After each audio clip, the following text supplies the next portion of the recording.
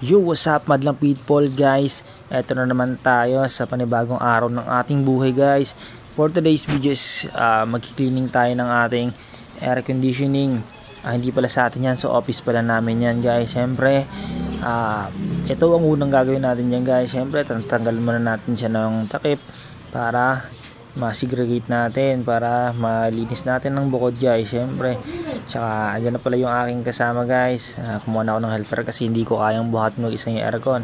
Siyempre, habang may kasama ka, dapat tulong-tulong kayo sa pagbabaklas para mabilis nating babaklas yung ating aircon guys.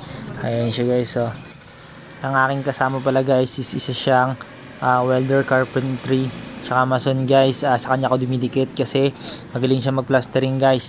Papatulong ako sa kanya para matuto ako mag-plastering.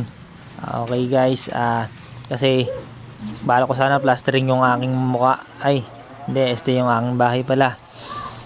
Yan guys, kaya siya ang aking katuwang sa pagbabaklas ngayon ng aircon. Ganun lang naman sa trabaho guys, is tulong-tulong lang kapag walang ginagawa yung isa. Tulong-tulungan lang guys. Thank you.